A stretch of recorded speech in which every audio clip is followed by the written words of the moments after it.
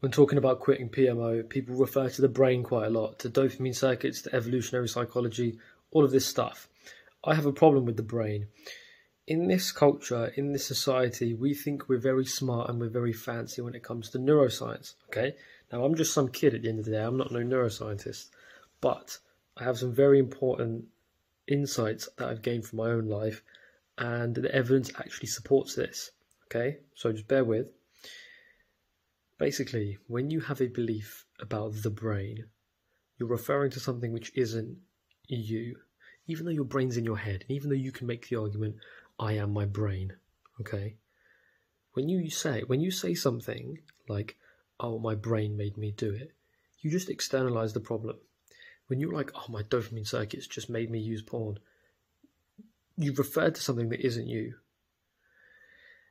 On a mind level, in a first person perspective level, okay, there's nothing different between saying my brain made me do it, or the porn made me do it, or the set and setting made me do it, or my stress made me do it.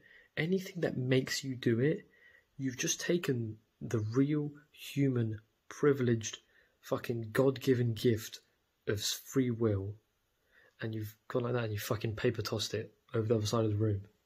When you refer to anything like the brain or like dopamine, to anything external to you, anything external. The trouble with the brain is there's a lot of very fancy sounding science, and then you guys buy into it. And these people like Andrew Huberman, okay, you see my video about Andrew Huberman debunking his bollocks. When you buy into stuff like that, because these guys have the authority bias.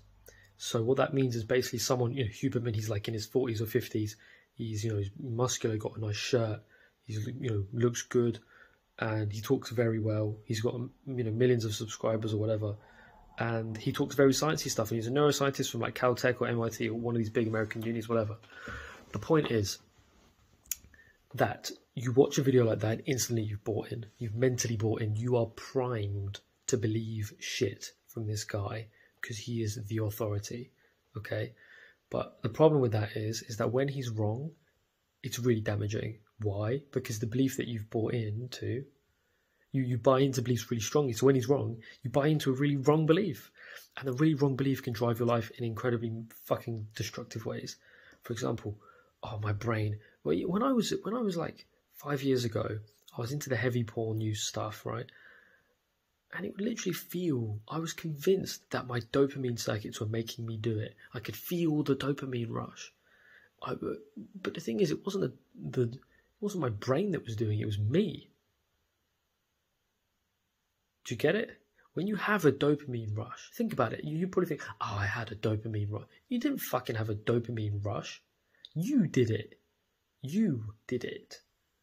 When you move from a brain-centric point of view to a mind-centric, to a first-person perspective point of view, everything changes. And this is why no-fappers, right?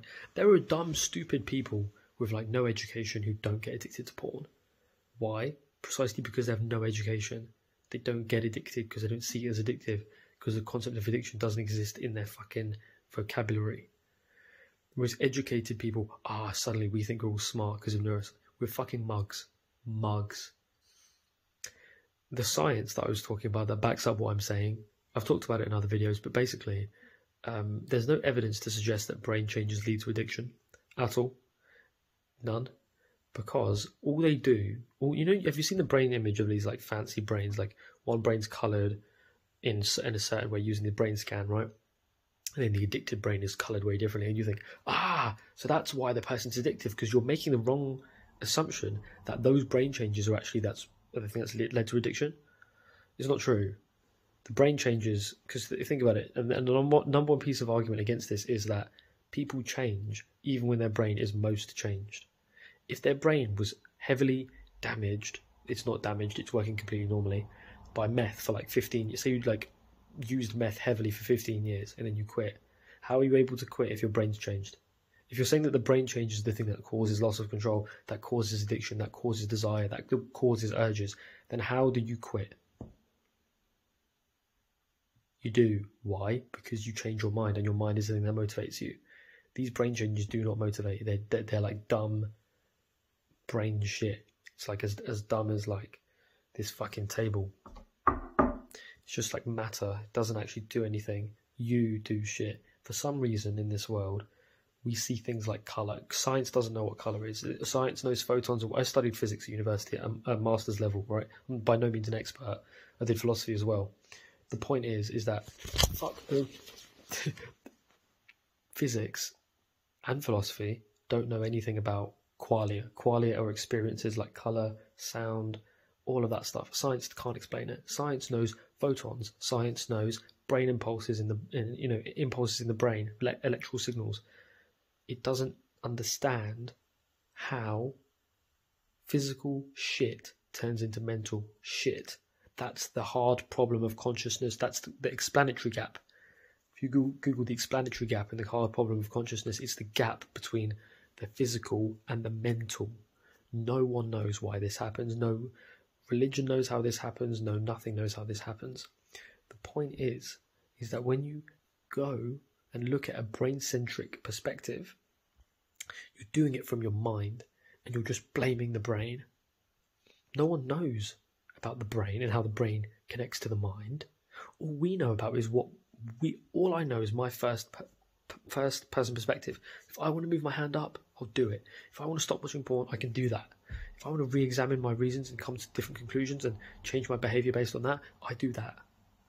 You do that. You do that. When you chose to watch porn, you did it under the assumption that you thought you had to. You know when you're actually obliged to do something, like you actually have to fill up your car, otherwise your car's going to run out of petrol and you'll be stranded on the road. So you have to fill up your car. That's the kind of... What if when you drove your car... I'll make another video about this. What about if you drove your car and it just kept on running?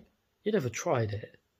You just assumed that it will run out. Sorry, cut out. You just assume that when your car's like dial goes to 0, that means there's no more finished. The engine's going to cut out. You've never actually done it. It's nothing. It's based on nothing but pure belief. Similarly, with this porn stuff, you think, oh, I have to watch porn. If I don't watch porn, I'm going to be saddled with urges. What if you weren't saddled with urges? What if you chose not to do it? You weren't saddled with urges, and you had the desire not to, and you just moved on. What if? What if there was a lot of evidence to show that was the case? There is a lot of evidence to show that. There's statistical evidence in the freedom model. 90% of heavy drinkers just quit.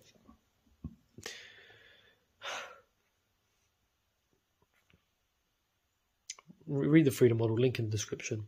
But what I'm saying is fuck the brain. Think from your perspective. Use your mind, not the brain, mind. Don't blame the brain. Don't blame the fucking brain. Blaming the brain is like blaming anything external to yourself. All you do is absolve your own power.